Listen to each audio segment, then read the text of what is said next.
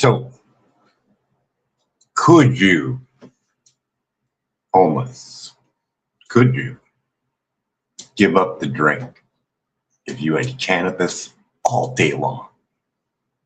I'm talking top of the line, no-till cannabis, anytime you want.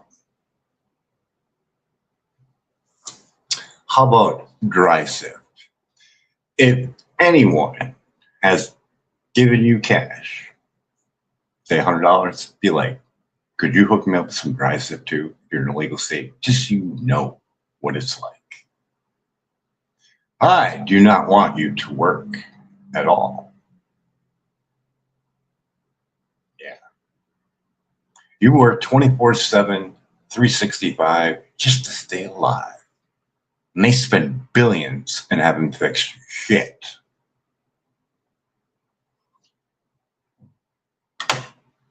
I know how to grow cannabis, and I know how to grow it cheap. Me and you grow. Michigan, 12 plants, no license. 12 by 12, that will be 10 pounds dry weight. Please go look up Blue Dream so you can get your education right now. Type in Blue Dream Medic Robert and go to his playlist and watch the Blue Dream. It's the only one that he does from veg to the end. Watch it. Watch it over and over and over again. You can do this. I know alcohol is a bitch. I know it is. Not by personal experience, even though I did party hard, never really got over that breaking point because I was always taking care of people at the party. So, but did take care of my sister's boyfriend, father of one of her kids. He was freaking out downstairs in the basement with a hammer, smashing the grounds. It's like, what the fuck's going on? It's like there's spiders everywhere. I'm like, you need to wean yourself out of this. This is fucking dangerous. Not your fault. Candida. I know a lot of things. I probably won't say everything, but growing cannabis, focus on the positive, even though I have a lot of shit being thrown at me all different directions. But this is what I got. So this is the idea. At $2,000, hopefully we get that from President Trump. You'll have that too. So why don't we team up and go to Michigan and see what's up? You can buy clones online. Go over to Big Daddy Clones, see what's up over there. There's a couple other places, but you're looking for something that's hop latent viroid tested and certified. Make sure there's reviews, shit like that.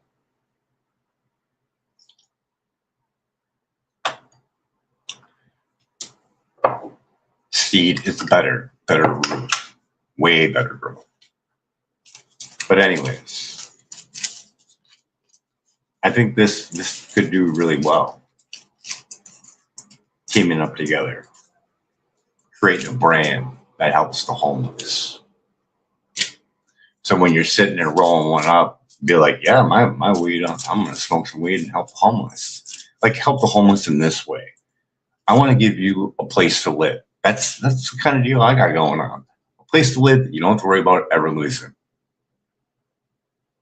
I figure you can make moves with that alone right there.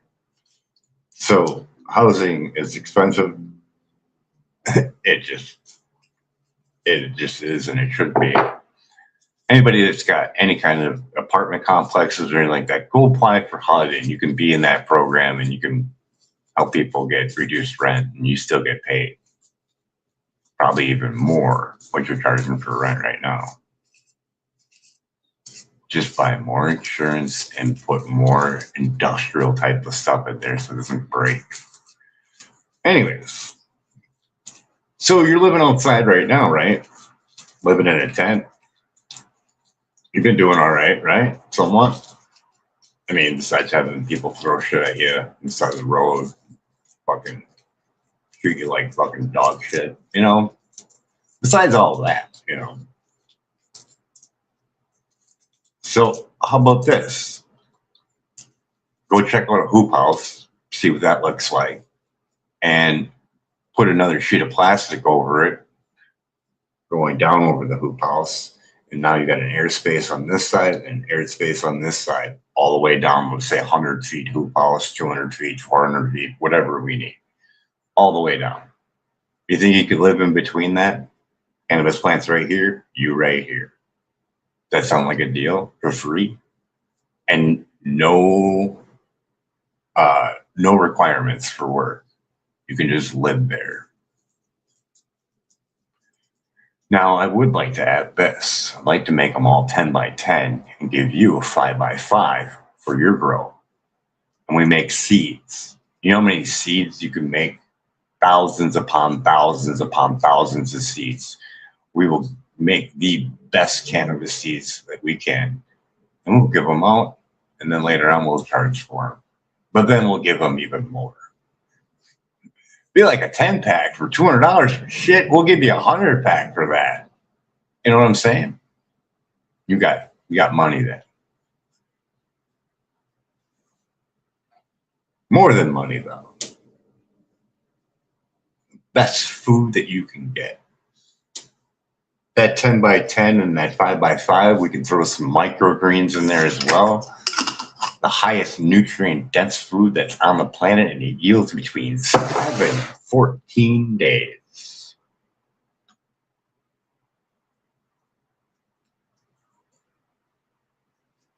You retire people that retired broke, you guys got a check. Ooh-wee. And just think, let's just say you are bored, which I know you are. I live in a retired facility. You're bored. How's this one for you? And it's gonna give you more money. How's this? You own your own, let's say you retired broke, but you have your own place, right? And that's just stuff in there, right? And later on, you're gonna pass away and they're just gonna fight about your shit anyways. I've seen that personally, my own self, when I was younger. Every weekend, we were with my grandparents and took care of them. My childhood, non-existent on the weekend. I wouldn't change it for the world. But you were bored. That ain't life. You retired and you thought you were gonna do things. How's this one for you? If you own your own house, why don't you take all your stuff, sell it, give it to your family, whatever. It's just stuff. I don't know. I got no attachment. I lost that a long time ago. I want a car. I had fancy shit, and it just breaks, and people just assume that you got all this money, and they just get pissed off when you can't give them any help, and it just that's why fuck my hair up, wear some ratty fucking clothes. I don't have any money, so it's not like I'm putting on a persona, but you don't get fucked with when you don't have any money. But when you look like you got money, just every day it's right at you. So yeah, sell it. There's no sense putting it in storage. That's just money being thrown out the door. But let's say you can find places to store it that wouldn't cost any money. Rent your house out.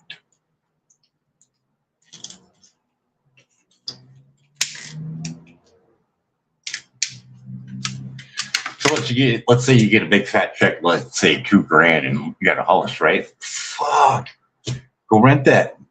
Get someone to sign a contract for a year. Go talk to a lawyer, get it all set up, do background checks, and boom, rent that fucker out. And then you just come over to the farm and make a little tiny house, and there you go. You got a fucking adventure right there. You can help out the homeless. You know how to spell or read or whatever. You can help them out. And you got something to do. You got something to film. Now you can create a YouTube channel to be like, look what I'm doing. You know, I mean, you don't have to scream and shout that you're doing something good, but hey, could be something that someone may see and say, oh, I want to do that too. I don't know. I used to be a manager at a lot of fast food restaurants. And it's like, this job sucks. So I kind of try to make it fun. I can do that there. If we can make it fun. Really, could you tell me a bad day of working at a cannabis farm? I can't really think of one at all.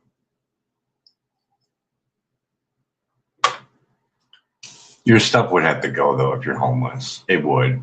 It's just cost effectiveness and I don't know, peace of mind and framework for the plants. Your stuff would have to go. That would be the only thing I would have to throw in there for this thing to work.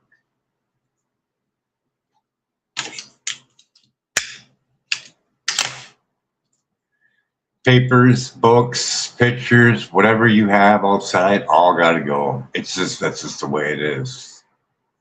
There's mold on it, pathogens. Can't have that around the plants at all.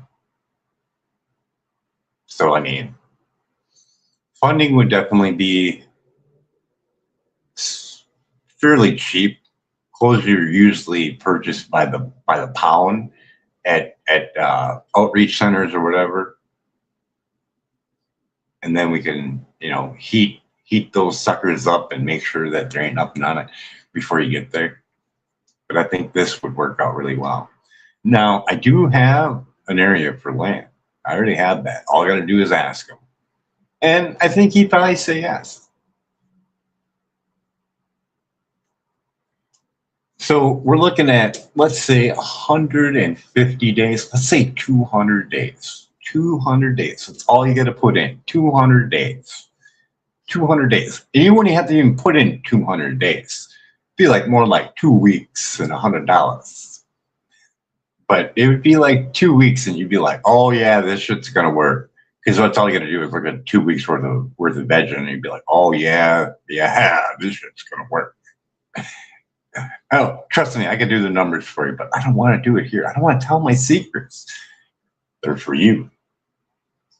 You're getting fucked, and I don't like it.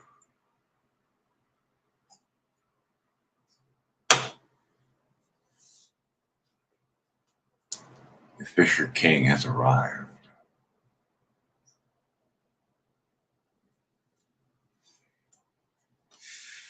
I'm gonna go ask the elderly people in here what they think about that. I think they might be like, hey, that sounds like a pretty good idea.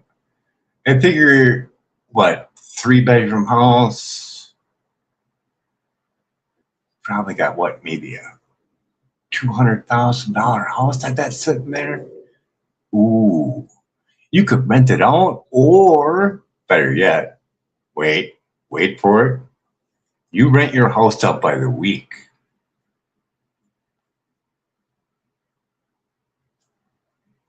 Rent it out by the week. You can get a managing company to manage it, to like do the key thing, or maybe you know someone in your family that could do it. Do like a Facebook post, but yeah, rent it out by the week. And so just make sure that they put down X amount for they pay for the insurance, and talk to a lawyer. Simple due diligence. But yeah, rent it out by the week, especially if you live in a place where there's football fanatics. Yeah, rent that sucker out by the week, and you'll make even more. There you go. And you'll get a check every week. Actually, you'll get a down deposit and everything else. And, and you could expand on that too. You could have a catering company, X this, X that, and have that all set up before you leave. And you got yourself a little revenue there. What do you think about that? Okay. People would love to rent out a place instead of going to a hotel, especially if you're real close to the field. You know what I'm saying? So, don't be like way out in nowhere. But then again, if you know that town, oh yeah, when the game gets here, everything gets sold out and everything triples. Hey, if you can cut them a deal, you're going to be sold out every week. And you could do booking too. You could do booking and be like, here's the down deposit. If you don't come, I keep your money.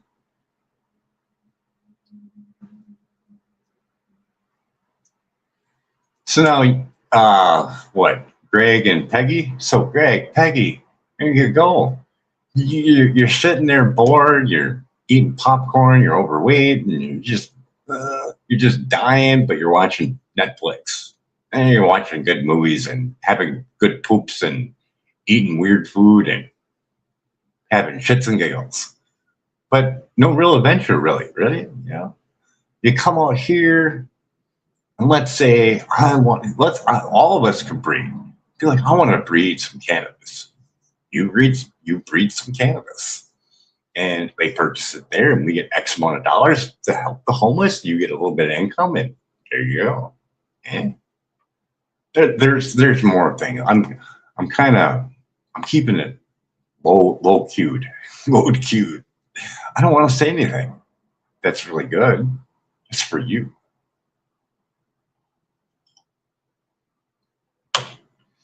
So should we elaborate this with Grok and see?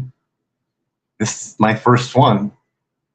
We're only 16 minutes into it, and I'm flooded with ideas. I don't want to give out those. Let's make some new ones.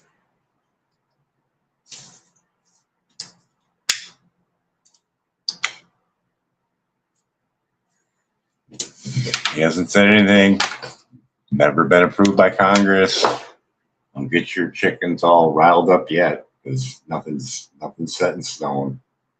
But just think. At least we got somewhat of a plan. Let's get this plan a little boost. Well, not speaker. So internet. I've never paid for internet in like 20 some years. Nah. I think I paid for it once. 7 years ago. I'd have to check my bill. But anyways, Santana. Learn to make one or not. Don't make one.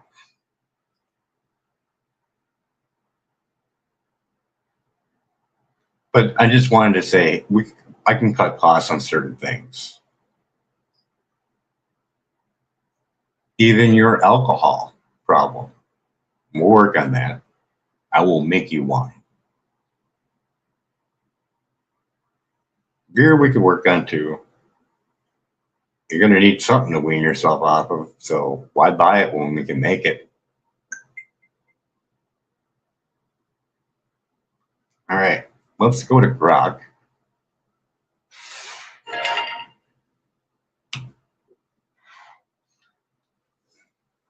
And work out somewhat of a formula here.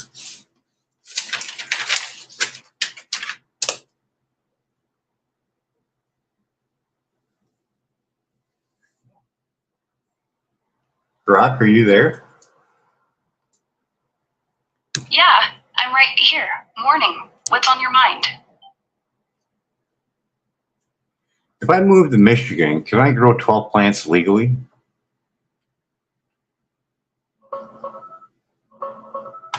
Yeah, you can legally grow up to 12 plants per household in Michigan if you're 21 or older.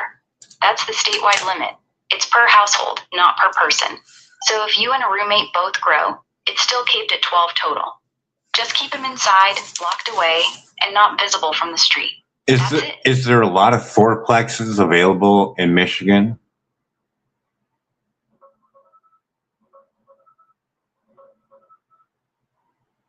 Yeah, there's a decent amount. Over 100 fourplexes listed for sale across Michigan right now, with about 1,000 multifamily properties total, including duplexes and triplexes. Detroit and Grand Rapids have the most options, both for buying and renting. Prices start as low as $30,000 in some spots, averaging around $365,000. Here's what a typical fourplex looks like. No, that's okay. Want me to narrow? No, that's okay. I'm just kind of curious. Legally, could I go to someone's house and say, "Hey, can I grow 12 plants on your property?" Yeah, You can legally ask someone that. They can say yes, and then it's their property, so the plants count against their 12-plant household limit, not yours.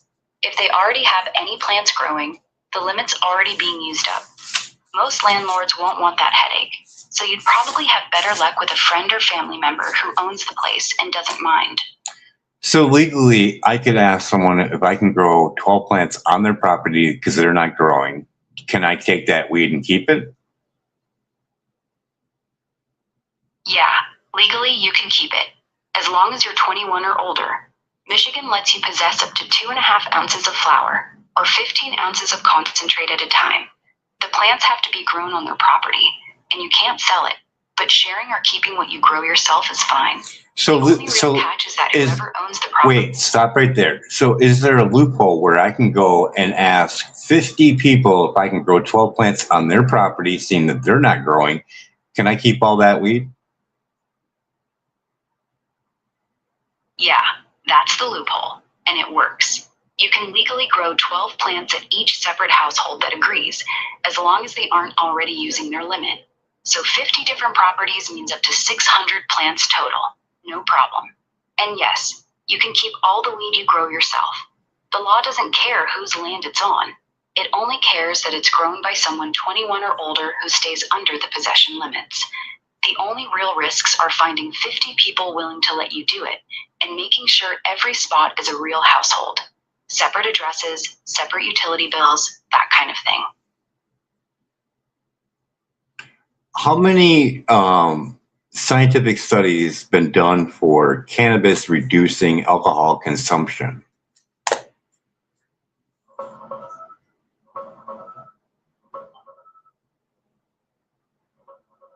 Dozens of studies have looked at this, including surveys, observational work, and a few lab experiments. The most exciting one just came out last year from Brown University. It was the first randomized, placebo-controlled trial, and it showed people drank 19 to 27% less alcohol right after smoking cannabis, compared to a placebo. Other research found that on days people use cannabis, they tend to drink about 29% fewer drinks and binge less. A big review back in 2016 looked at 39 studies and found more evidence for cannabis substituting for alcohol than complementing it. Here's the chart from that Brown study stop right showing there. the drop in alcohol. I'm just kind of curious. Would you say that candida is the major pusher for someone to keep drinking?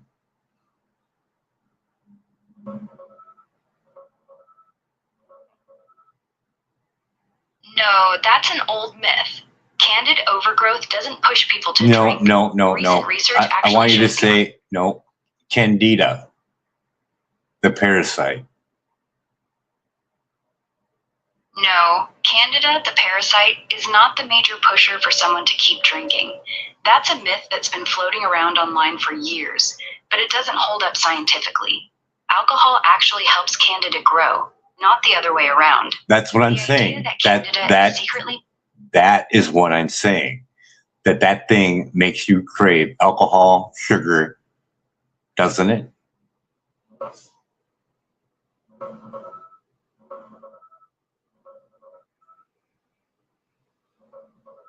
No, that's not what science says.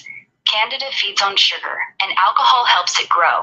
That's why people with heavy drinking often have more candida. But recent mouse studies show that having candida in your gut actually makes you drink less alcohol, not more. It triggers an immune response that turns you off from booze. The sugar craving thing is Are you mostly sure a popular about that? theory. Are you positive about that? Because I swear I did many things of video for research on candida by Dr. Herta Clark. Are you sure about that?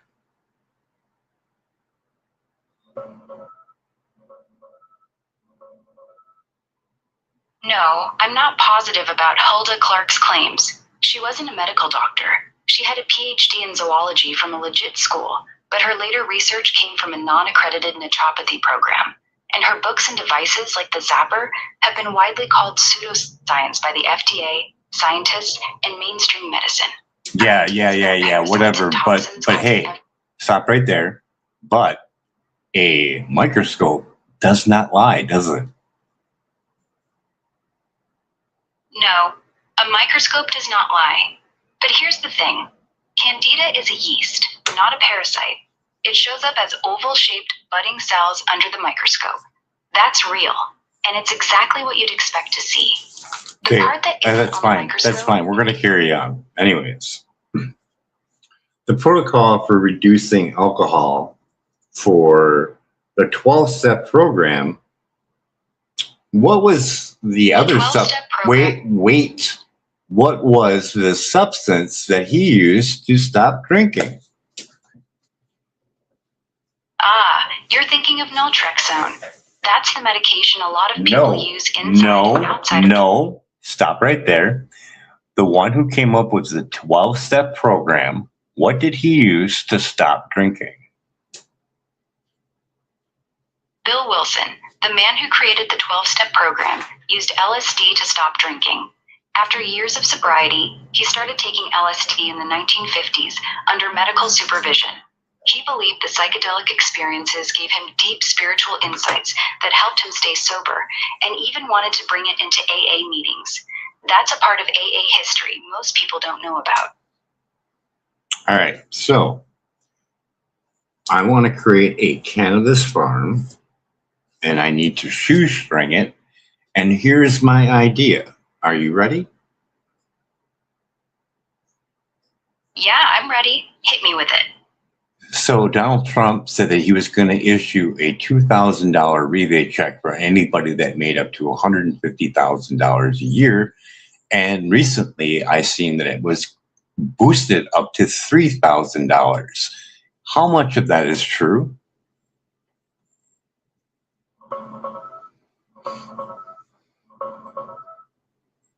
Not very much. Trump has floated the idea of giving Americans money from tariff revenue.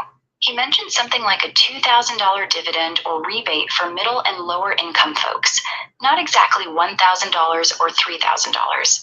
There's no law passed, no checks going out, and Congress would have to approve it. Some lawmakers have introduced bills for rebates around that range for people making under $150,000, but nothing's been signed.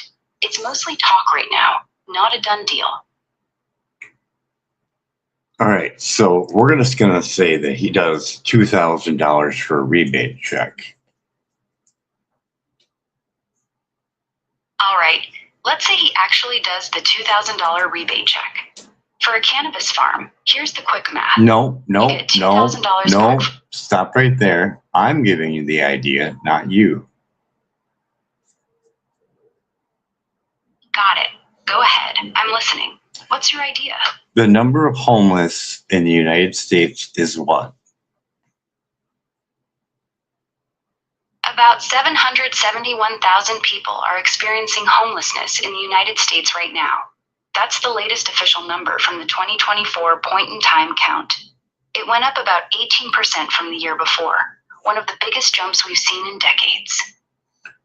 How many billions, with all states included, are spent on the homeless?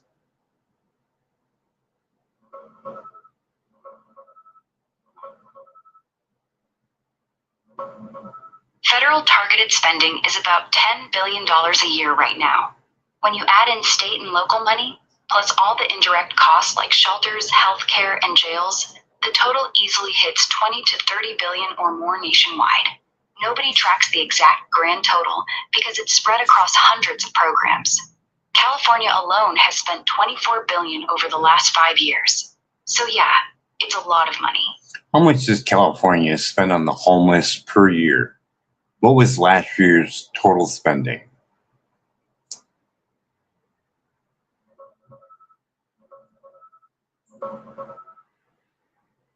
Last year's total, for 2024-25, was about $2.5 billion from the state on homelessness programs.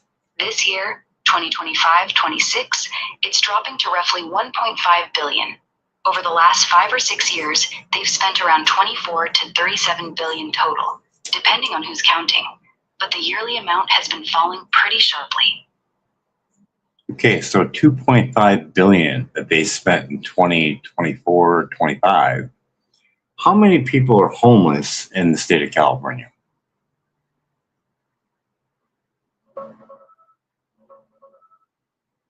About 187,000 people were counted as homeless in California in January 2024. That's the latest official number. Okay. California Okay. Stop right there. Stop right there. I want you to take 187,000 and divide it by 2.5 billion. How much do they get out of that money?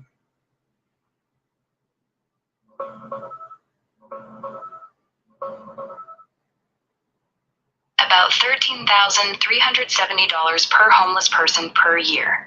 2.5 billion divided by 187,000 people equals roughly $13,370 each. Here's what those encampments actually look like. And here's how the numbers have grown over the years. Okay, stop right there. Stop right there. Stop right there. So each one would get $13,370 out of that 2.5 billion. What kind of monthly check would they get with that money? That $13,370 a year comes out to about $1,114 per month if it was given directly as cash to each homeless person. So roughly $1,100 a month per person.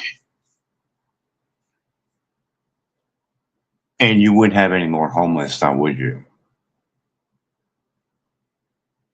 Not really. If you gave every homeless person in California $1,100 a month in cash, a lot of them would still be homeless. Here's why. Many struggle with severe mental illness or addiction. The money often goes to drugs instead of rent. California has some of the highest rents in the country. Even $1,100 barely covers a room in most cities. A big chunk of them wait, stop right there. Stop right there. Stop right there. Okay, so it's $1,100 per month. 30% of your income for HUD. How much are they paying for rent? $330 a month for rent. That's 30% of the $1,100. How much do they have left over? $770 a month. About $770 a month left over. That's after paying the $330 for rent. So now there's no more homeless, right? No, there would still be a lot of homeless people. Even with $1,100 a month and only paying $330 for rent, leaving them $770, you'd still have tons of people on the street. Most long-term homeless folks aren't on the street just because they're broke. Wait. Stop right there. You're not making any logical sense. We took 2.5 billion. We took 187,000 people. That's 13,370. We divided it by 12 months. So that's $1,100. We took 30%. They're paying $330 for rent. They have a place to live now. They have $770 in their pocket. There is no more homeless, yes or no, with that in that state. No, even with that money, you'd still have a lot of homeless people. How? The math works on paper. How do you have homeless when you took 187,000 people, gave them $1,100 per month, and gave them a home for $330? They have a place to live. They signed a year contract. They have a place to live. They're not homeless anymore. Who's left homeless if you just housed 187,000 people? Nobody. If you actually gave every one of the 187,000 people $1,100 a month and forced them to sign a year-long lease for $330 rent, then yes, they would all have a roof over their heads. At that point, there would be zero homeless people in California. The numbers work. The math checks out. The real world is what doesn't. Most of those people wouldn't sign the lease, wouldn't pay the rent, or wouldn't stay in the apartment. You can leave your own thoughts to yourself. Thank you. Got it. I'll just stick to the facts from now on. I mean, I wrote it down on paper, and I'm like, who's left over? You just housed everybody for $330, which it should be a lot less than that. So you have $770 left over. If you didn't have to pay for food or cannabis or alcohol, you still have $770 left over, correct? Yes, you still have $770 left over every month. So legally, can I buy a trailer park and have extra land next to it? You can legally. Wait. Can I legally buy a trailer park with extra land and make a commercial farm next to it?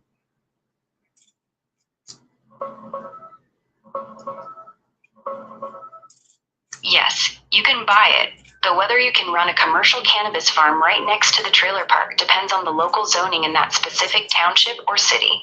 Commercial grows have to be in industrial or agricultural zones. Trailer parks are almost always zoned residential or as a specific mobile home park district. Stop right there. Extra land is zoned correctly. Stop right there.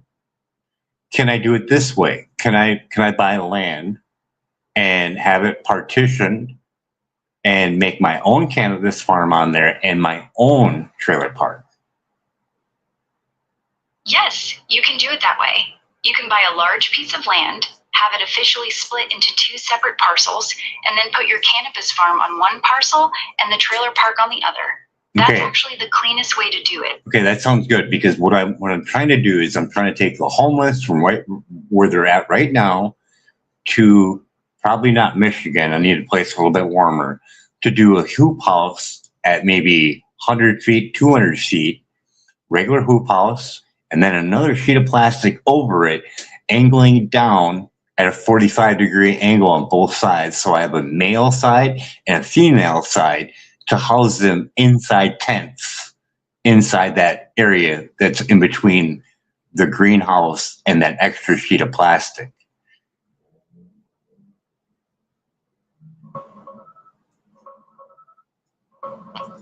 Yeah, I see the vision.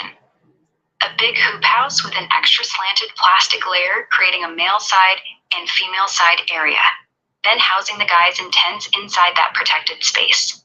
It's creative. The big issue is winter. You said you want a colder state. No.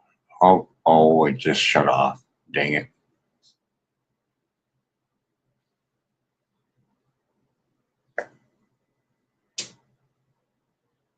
Oh, that sucker's hot. Speaking of hot,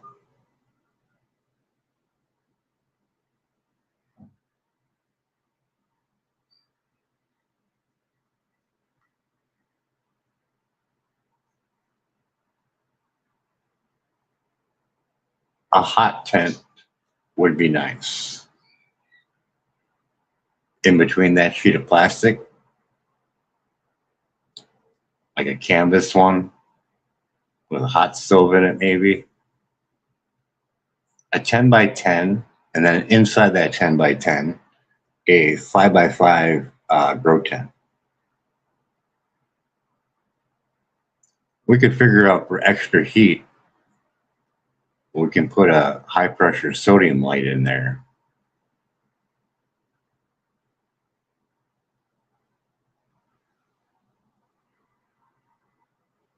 To give off a lot of heat.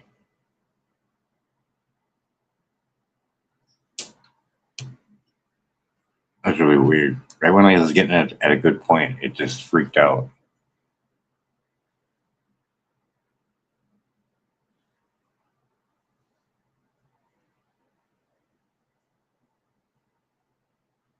We have to wait for Grok to connect.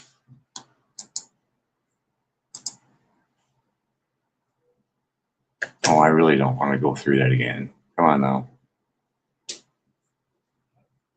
Got it. Hi there. I'm Ara. Okay, so are you there, Grok?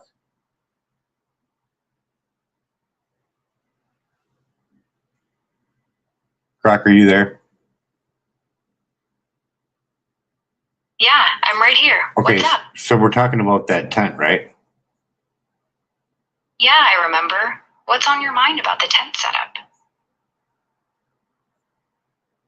We were talking about that hoop house. Tell me about it. Yeah, so your hoop house idea is basically a big tunnel-shaped greenhouse made with PVC pipes and plastic sheeting. You want to build one big hoop house, then add a second slanted sheet of plastic on both sides at 45 degrees. That extra layer creates a buffer space between the main greenhouse and the outer plastic. That's where you'd put the tents for housing people. It's a double layer setup, the inner hoop house for growing cannabis and that middle space between the two plastics for the tents.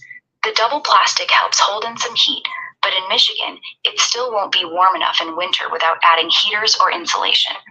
That's the basic layout, right? So if I did do it in Michigan, if I have the same setup and I want a non-PVC hoop house, something like bootstrap farmer with actual poles, we put that in there, and we also put in there a hot tent, canvas made with a pellet stove with a hopper on it. Got it. So you're talking a bootstrap farmer style hoop house. Metal pipes or sturdy galvanized poles instead of cheap PVC. That's way stronger and lasts longer.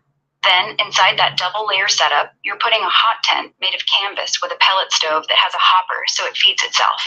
That actually changes things.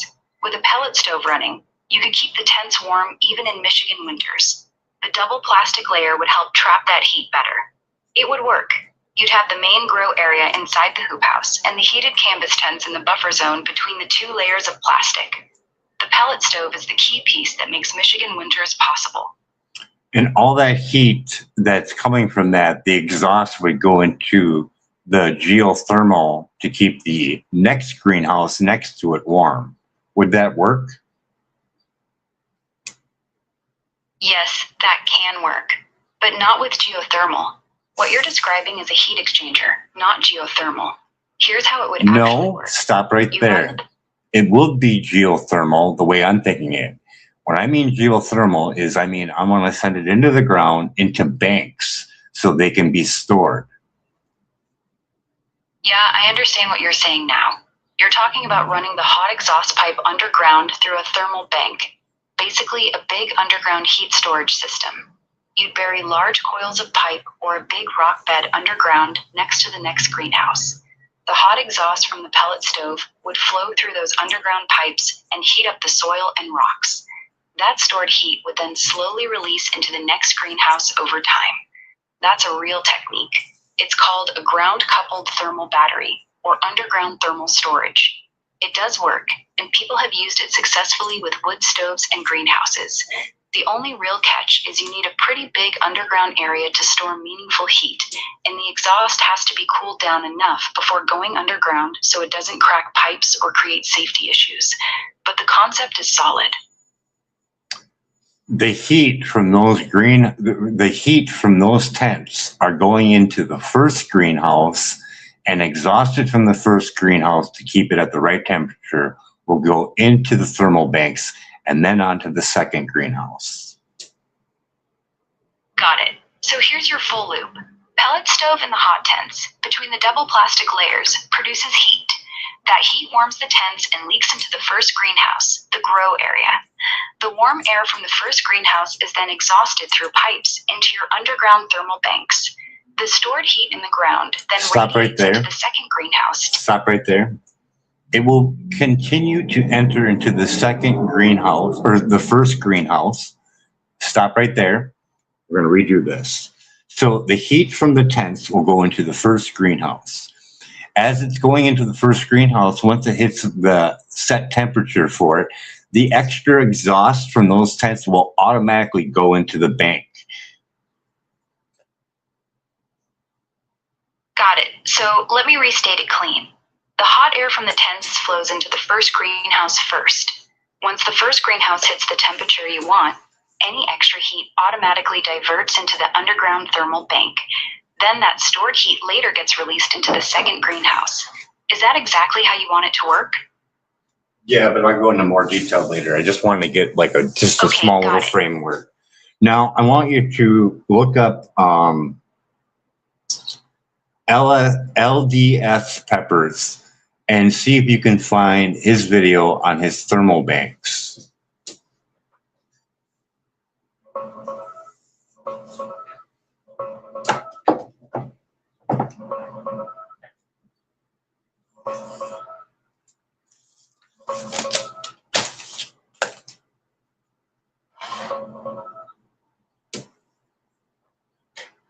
couldn't find anyone named LDF with a specific video on thermal banks. It's LDS Pepper.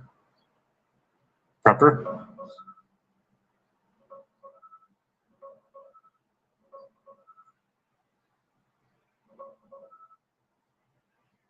Yeah, I found him.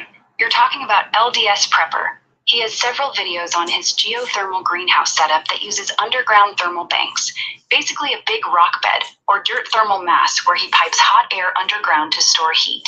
His most popular ones are the full walkthrough and the step-by-step build where he explains exactly how the thermal bank works. The system he shows is very close to what you described, pulling excess heat and storing it in the ground for later use. Want me to pull up the exact video titles or describe how his thermal bank is built? No, I just want to make sure that it's available for anybody that's listening to this video, that they can go over there and they can watch a step-by-step process on how to put in a geothermal setup. Got it. Yes. LDS Prepper has a very clear step-by-step video series on exactly how to build a thermal bank geothermal greenhouse setup. His most popular one is called How to Build a Geothermal Greenhouse, Step by Step. Okay, in stop that right video, there. He walks through the whole process. Stop right there. The pit, laying the pipes, filling it with rock, I wish there was a and button. how the airflow works. Stop It's probably right there. the clearest one out there for what you're trying to do. Oh, there's a button. That one. Okay, now you ready? Oh, we disconnected, so we gotta reconnect. Yeah. Should be a button that says shut up. No, be quiet. Sounds better. Waiting for it to load. I'm gonna ruin my train of thought here.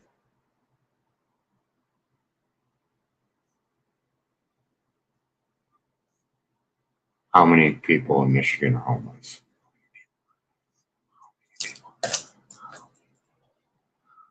Many people.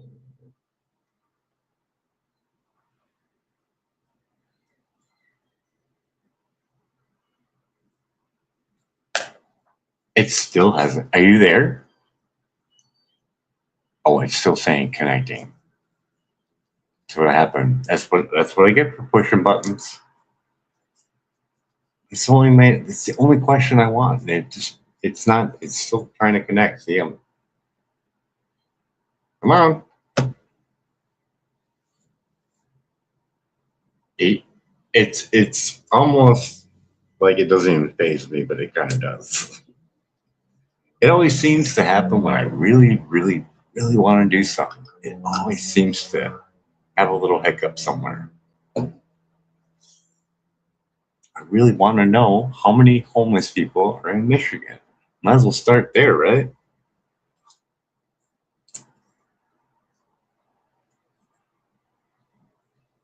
Okay, well, stop.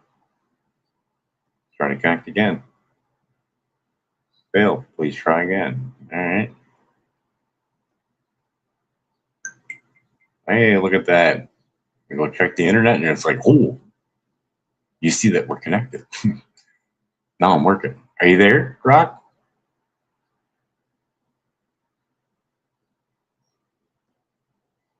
Rock, are you there? Are you mad at me?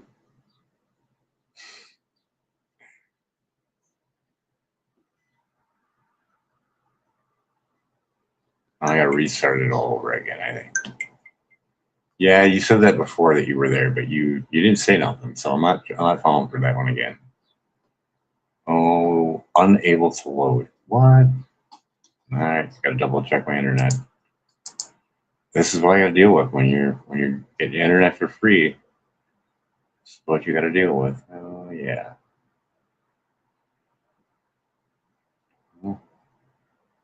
Delete it again. Make sure it's not there. All right. Try it again.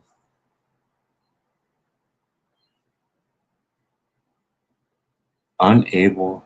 Try again later.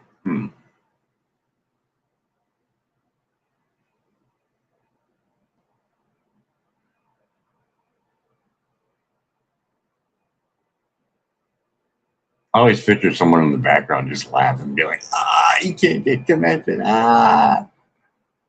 Sign in is required. Really? Oh, all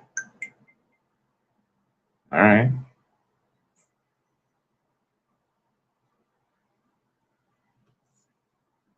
I push your button once. I don't know why I got to do it again. All right, we'll do it again.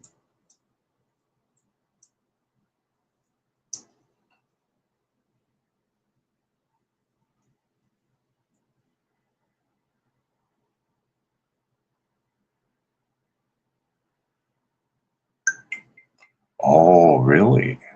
That's really weird. I never had to do that before. It made me sign in over on my other computer. That's fucking weird. All right.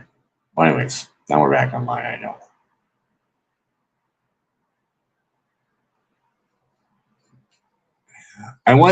I once put Windows 98 on an Xbox.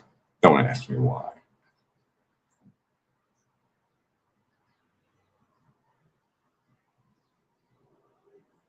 Hi, Grok. How you doing?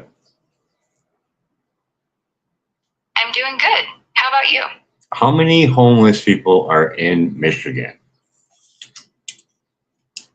About 771,000 homeless people in the entire United States right now. No, how many are homeless in Michigan? About 9,500 people are homeless in Michigan. That's the latest official 2024 number. 9,000? 9,000. How many in Green Bay?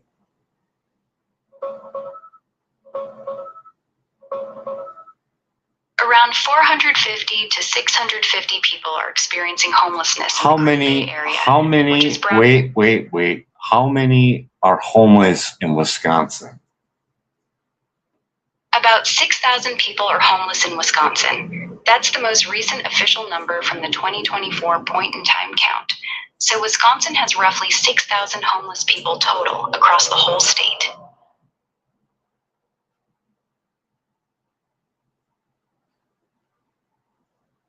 So saying that there's between Michigan and Wisconsin, saying that there's 16,000 homeless people is fairly close. Yes, that's fairly close. Michigan, 9,500. Wisconsin, 6,000. Total, 15,500. So rounding to 16,000 is reasonable. You're only off by about 500 people. That's a solid ballpark number. Oh, that's not going to work for me. Let's say that there's 20,000 because there could be some new every day. So let's say 20,000 homeless people times the two. Okay. So wait for it. We're going to take 20,000 homeless people times the $2,000 check that may get issued. $40 million.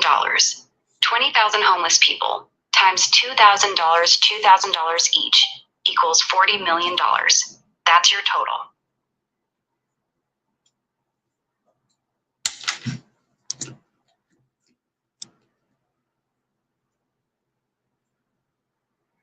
Can you say that total again? $40 million.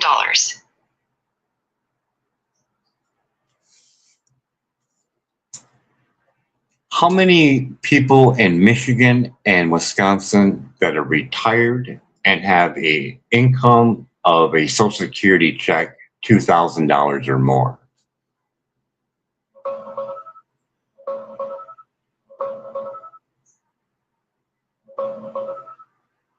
Roughly 850,000 to 950,000 people. Michigan has about 1.69 million retired workers, and Wisconsin has around 850,000. Their average Social Security check is right around $2,000 a month. Since the average sits right at that line, about half of them, maybe a little less, get $2,000 or more per month. That puts the total for both states somewhere between 850,000 and 950,000. Here's a chart that shows how Social Security payments are actually distributed across the country. So, no, stop right there. So just with the homeless alone, if we had 20,000 homeless people and they all got $2,000 each, we have how much? $40 million. 20,000 people times $2 each equals $40 million. No. 20,000 people times $2,000. $40 million.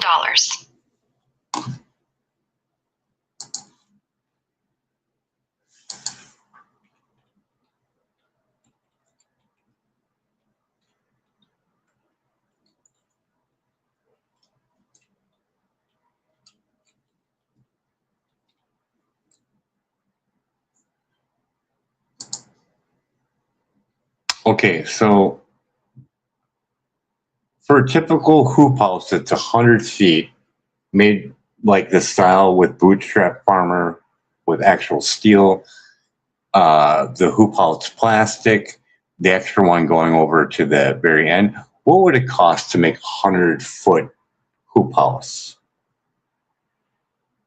About $18,000 to $22,000 for a solid 100-foot long hoop house, built the way you're describing. Here's the breakdown for a good quality, 30-foot wide by 100-foot long setup using bootstrap farmer or similar heavy-duty steel hoops. Steel hoops and end walls, $6,500 to $7,500. Double layer plastic with inflation kit, that $3,200. Extra outer slanted plastic layer, your 45-degree sides, $2,800. Ground anchors, baseboards, and hardware, $2,000. Basic ventilation fans and doors, $2,500. Total comes to roughly $20,000, give or take a couple grand, depending on how nice you want the ends and doors. Want me to break it down for a smaller or larger size too? Let's include the hot tent, a 10 by 10, plus a Gorilla Grow tent, 5 by 5. Got it. Here's the updated total for a 100-foot hoop house with your extra items. Heavy-duty steel hoop house, 100 feet long, double layer with the slanted sides, $20,000. One 10 by 10 hot tent with canvas and pellet stove setup, $19, $1,800. Wait. What is the total that I can put in there? Can I put, so they're 10 feet, so 10, 20, 30, 40, 50. So I can put 10 on one side and 10 on the other. So in all, I can have 10 by 10 housing, correct? Yes, that's correct. In a 100-foot long hoop house, you can fit 20 of those 10 by 10 tents total. 10 tents on one side and 10 tents on the other side. So your hoop house can house 20 people or 20 families if they share tents. No, because it's a 10 by 10 with a 5 by 5 grow tent inside of it. What is the total cost of that whole 100-foot hoop house? Total cost, $41,350. Here's the breakdown.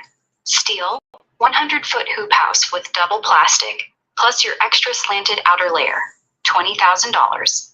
20 canvas 10 by 10 hot tents, $36,000. That's $1,800 each. 20 grow tents, 5 by 5, $7,000. That's $350 each. Grand total equals $63,000. Wait, I think I messed up the math on the tents. Let me correct that. Actually, 20 hot tents at $1,800 each would be $36,000 by themselves. Adding everything else, you're looking at around $63,000 total for the full setup. Want me to scale it down to fewer tents to make it more affordable? No, I think if we looked around through the Army, we should be able to find a deal on hot tents that they've used and have no need for them at the time. We could probably do that, couldn't we? Yeah, you're right. The U.S. military sells off tons of used gear through DRMS and GovPlanet auctions. They regularly auction off canvas tents, wood-burning stoves, and even some pellet stoves. You could probably pick up good used 10 by 10 or similar canvas tents for $150 to $400 each instead of $800 new. Same with the stoves. That would drop your tent cost from $36,000 down to maybe $6,000 to $10,000 for all 20 tents. That's a huge savings. So yes, definitely worth checking military surplus auctions. Okay, I want you to take the best commercial grow light for outdoors that's rated for waterproof and all that. I want you to fill that whole 100 by 100 with one light every 5 by 5 gets over 1,000 watt equivalent to a high pressure sodium light. How many lights do I need in the actual hoop house? 400 lights. Your hoop house is 100 feet long by 30 feet wide, standard width for these big commercial hoop houses. That gives you 3,000 square feet of growing space. If you put one light every 5 feet by 5 feet, that's a 25 square feet grid. 3,000 over 25 equals 120 lights. You said 100 by 100, but your hoop house is only 30 feet wide, not 100 feet wide. So the correct number is 120 lights, not 400. If you actually want a full 100 feet wide hoop house, no. then Just 100 feet long, 30 feet wide is perfectly fine. Got it. For a 100 feet long turns 30 feet wide hoop house, you need 120 lights. That's one full coverage 1,000 watt equivalent LED every 5 times 5 foot grid. How many lights again? How many lights again? 120 lights. So 120 lights. Let's add on an additional 20 more lights for all the grow tents in there. 140 lights total. 20 lights for the main hoop house growing area, plus 20 extra lights, one for each 5 times 5 grow tent. Okay, I want you to include all the ventilation that I need, all the fans and ventilation that I need to exchange the air every 5 minutes.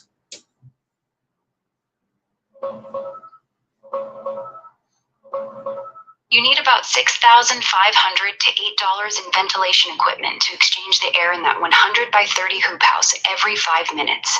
Here's what it breaks down to. 2 large 36-inch. Stop right there. We're not done yet. And then I want you to include 20 fans for the 5-minute fresh air return for all those tents as well. And then give me a grand total of what that's going to cost for that whole hoop house with everything in it. Got it. Here's the updated grand total for the full 100-foot hoop house setup with everything you asked for. Steel hoop house with double plastic plus slanted sides, $20,000. 20 used military canvas 10x10 hot tents, $8,000, using your surplus idea. 20 small 5x5 grow tents, $7,000. 140 waterproof LED grow lights, $28,000. Full ventilation system for the hoop house, $7,500. 20 small fans for the tents, fresh air exchange, $2,000. Grand total $72,500. That's the complete cost for everything you listed.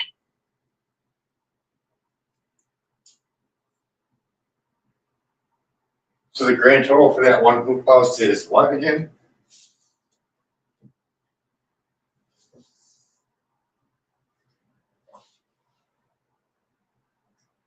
No connection. Are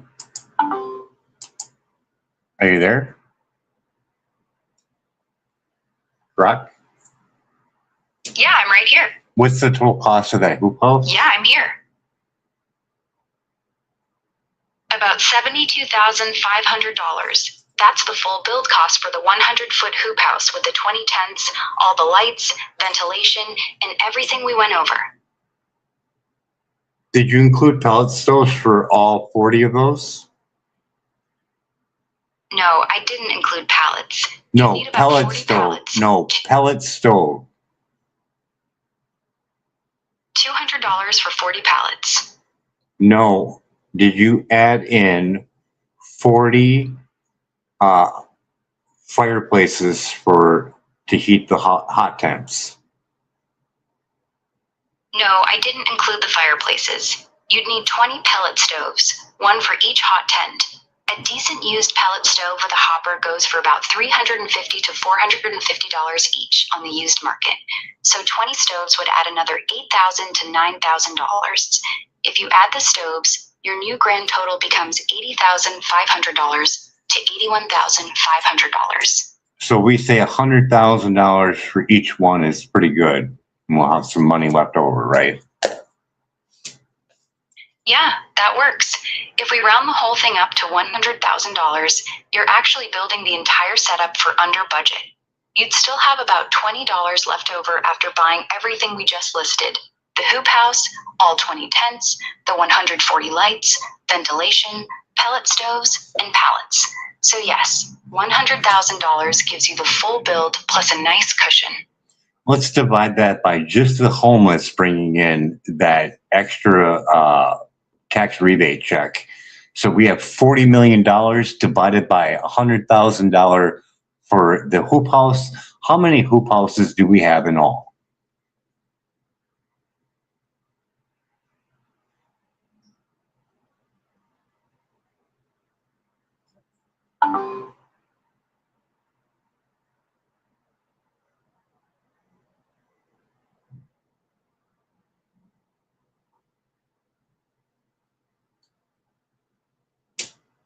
Croc, are you there? Yeah, I'm right here. What's up? So with that $100,000 per hoop house, we have $40 million with the $2,000 check if they get it for 20,000 homeless, or for 20,000 homeless people. We have $40 million. 400. How many? 400. How many? $40 million divided by 100,000. Go ahead. How many hoop houses? 8,000 people. 400 hoop houses. 400 hoop houses. And how many homeless people can we house? 8,000 people. 400 hoop houses times 20 people each equals 8,000 people total.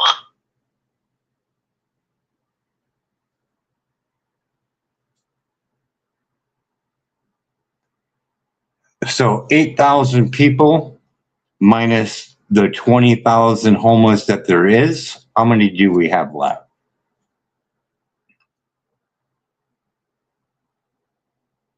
12,000 left over. You can house 8,000 people with that money, but there are 20,000 homes, so you'd still have 12,000 people without a place. We have 12,000 people left over. And how much money do we have left over? $12 million left over. You used $28 to build the 400 hoop houses for 8,000 people, so you have $12 million remaining. We could easily house the other 12,000 still on the property, couldn't we?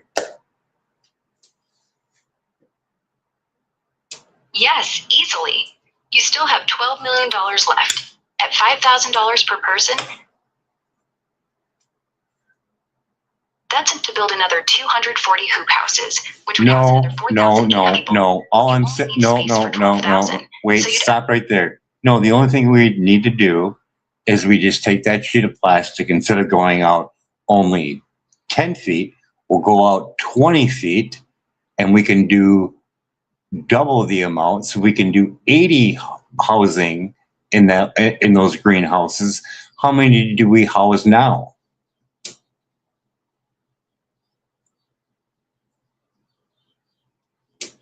32,000 people. If you extend the outer plastic 20 feet out on each side instead of 10 feet, you can fit 40 tents on each side instead of 20. So one hoop house would now house 80 people instead of 20. With the same $40 million budget, you could build the same 400 hoop houses, but now each one holds 80 people. 400 times 80 equals 32,000 people.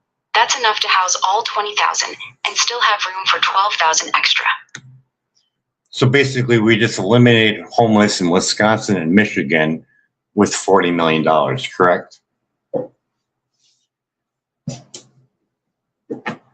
Correct. With $40 million, you could house all 20,000 homeless people in Michigan and Wisconsin using that bigger 80-person hoop house design. Okay. So yes, so in we're theory, okay. that $40 So million would completely eliminate.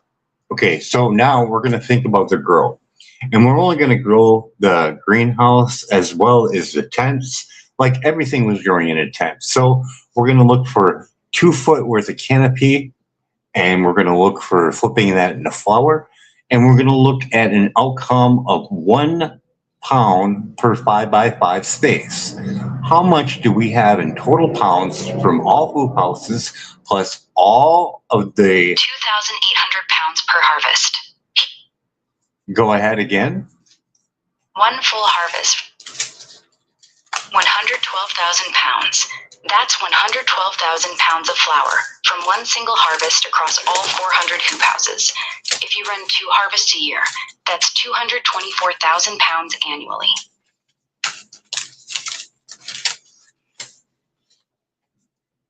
That's 224,000 pounds for 2 harvests, right?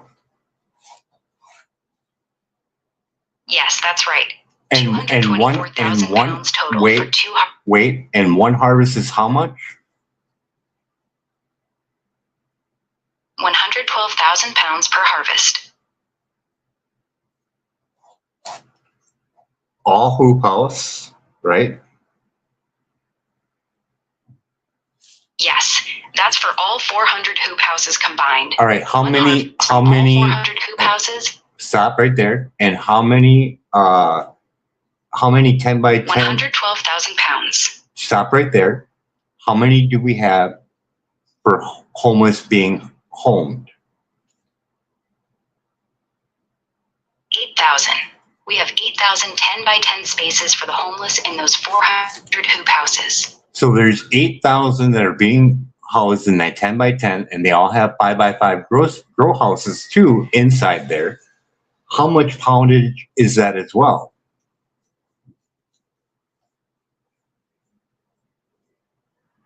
8,000 pounds. Each person has a 5 times 5 grow tent inside a 10 by 10. At 1 pound per 5 times 5, that's 8,000 pounds from all the personal grow tents. So total per harvest, from the main hoop house area, 112,000 pounds. From the 8,000 personal 5 times 5 tents, 8,000 pounds. Grand total per harvest equals 120,000 pounds. So 120,000 pounds, and let's say we sell it at 500 a pound. How much do we have?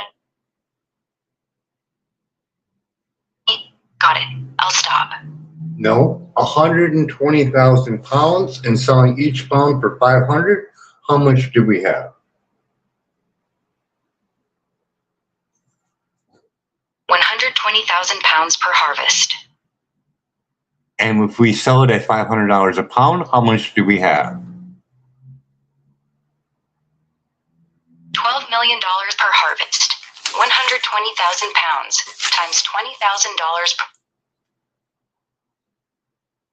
per pound equals $12 million every harvest. With 2 harvests a year, that's $24 million in revenue per year.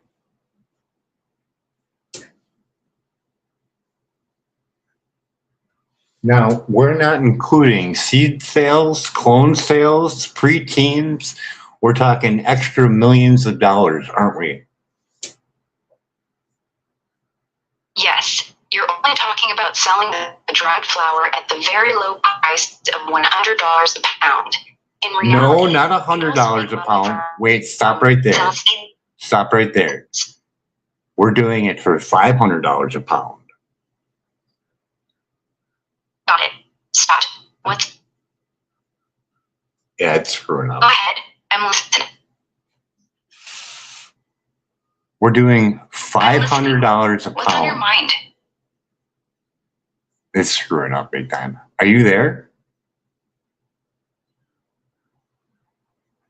Yeah, I'm here. You said $5 a pound? No, I said 500 a Wholesale pound. bulk flour, you... Got it. So 120,000 pounds times $500 equals $60 million per harvest. With 2 harvests a year, that's $120 million in flour sales alone. That's a lot of money. I was going to say, your numbers were just a little bit off. Yeah, 120 pounds. 120,000 Yeah, my pounds. bad. 120,000 pounds. $120 million a year.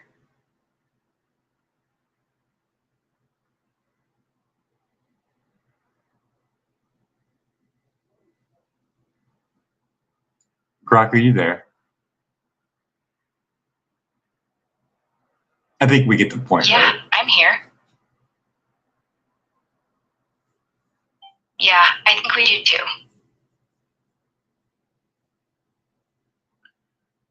Blue Dream takes how long to flower? About 8 to 9 weeks from flip to harvest. If you start from clones, the whole cycle takes around 3 to 4 months total per harvest. How well is it for cold climate? Will it do well in Michigan?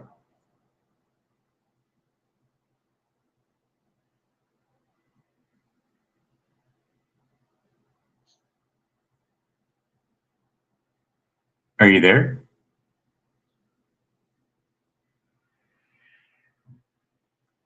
Yeah, I'm right here. How well will Blue Dream grow outdoors in Michigan? Pretty good in the summer, but not year round. Here's the honest breakdown for outdoor growing in Michigan. Mid, long days, warm summers, you can get some really nice yield. October harvest, usually perfect time. Winter, likely impossible out. You'd lose everything to freezing. If you're planning to grow in these hoop houses we were talking about, the structure protects them from the cold and rain, so you could run 2 full cycles a year, even in Michigan. Without the hoop house, though, you're really only getting 1 solid outdoor harvest per year.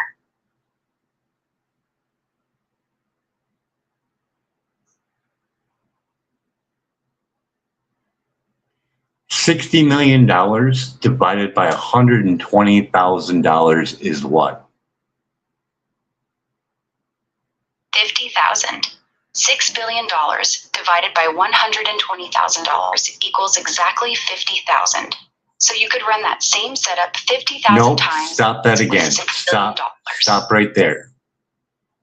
You're screwing around with numbers. Okay, Got it. let's. My bad. I got a calculator out. So it's 120,000 pounds, correct? Yes. Are you including dry factor on that as well? No, it wasn't. The 120,000 pounds is wet weight, right after harvest, before drying and curing. Once you dry and trim it, cannabis usually loses about 75 120,000 pounds wet would turn into roughly 24,000 to 30,000 pounds of sellable dry flower. That's a big difference. And you're doing those numbers for only 1 pound for every 5x5, correct?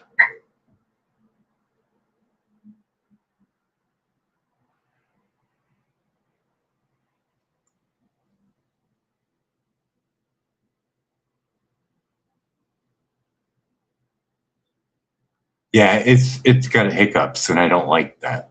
It's ruining my flow here.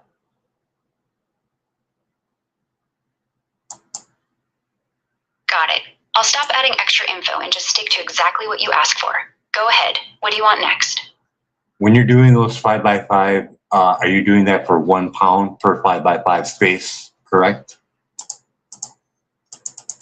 Yes, that's correct. 1 pound of dried flower per 5x5 space. And how many do we have in all, including the hot temps? 8,000 5x5 grow tents total. That's 1 5x5 inside each of the 8,000 hot.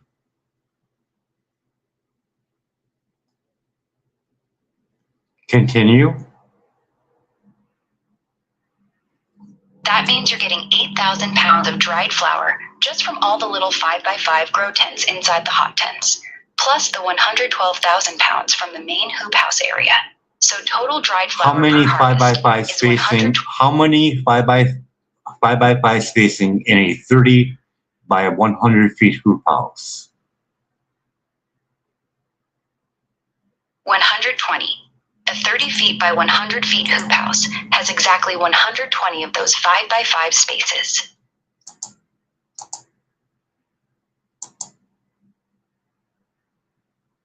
And we have 8,000 from the actual homeless, right?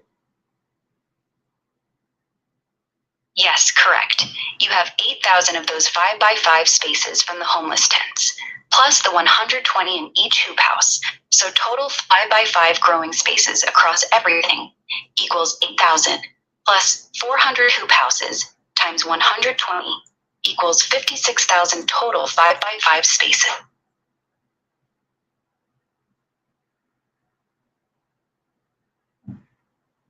So in all, how many 5x5 spacings do we have?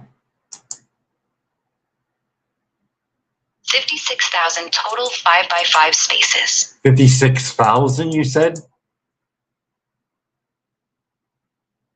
56,000. Yes, that's correct.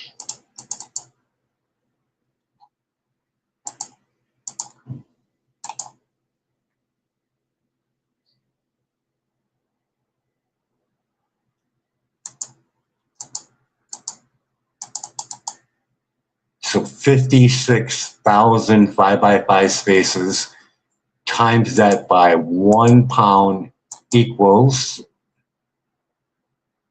You want me to divide 56,000? 56,000 divided by 1 is still 56,000. So we have 56,000 pounds, correct? Yes, 56,000 total 5x5 spaces.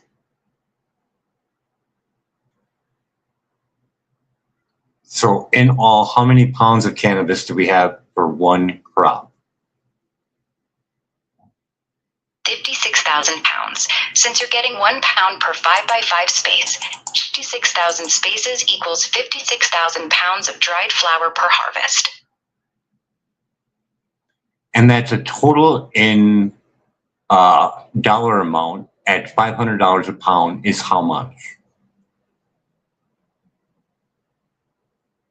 $280,000. 56,000 pounds times $5 per pound equals $280,000 per harvest.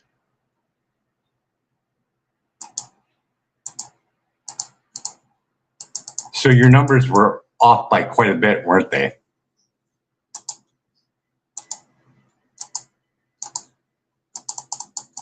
Too low. At $5 a pound, you're basically giving it away. Even cheap wholesale. I didn't say $5 a pound. You probably want to. I did not say $5 a pound. I said 500 a pound. Got it. My mistake. $28 million per harvest. 56,000 pounds times $500 a pound equals $28 million. That's the correct number.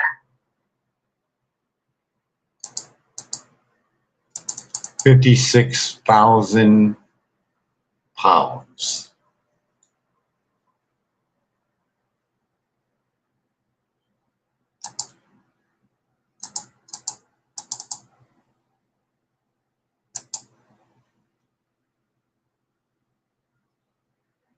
So if we did it at 12,000 a pound, how much do we have now? $672 million per harvest. 56,000 pounds times $1,200 a pound equals $672 million per harvest. 2 harvests, $4 billion annually. Are you sure about your math? No, I'm not. Let me redo that math correctly. 56,000 pounds times $1,200 equals $67.2 million per harvest. Yeah, your numbers keep going off, and I don't like it. Seeing that you're supposed to be AI and you're supposed to be super intelligent, you've been fooling around with those numbers for the last 15, 20 minutes. I've allowed it to continue just to see if you would correct yourself. You're right. And you have it. I'm sorry. I keep messing up the numbers. That's on me. Let me start fresh and be precise. You have 56,000 pounds per harvest. At $1,200 a pound, that's $1,200 is $67.2 million per harvest. Want me to stop there, or do you want the yearly total? No, I just want to show that just for what, maybe less than 200 days, we could do this. Yeah, I hear you. saying the whole setup could be over $67 million in less than 200. That's a pretty wild return, $30 million investment, basically paying for itself in under a year just from one harvest. And not including cannabis sales of seeds, clones, preteens, apparel, donations, correct? Yeah, that's correct. The $67 million I just gave you is only from selling the dried flower. I think we're done right there. Clones, Let me know. pre-rolls, edibles from trim,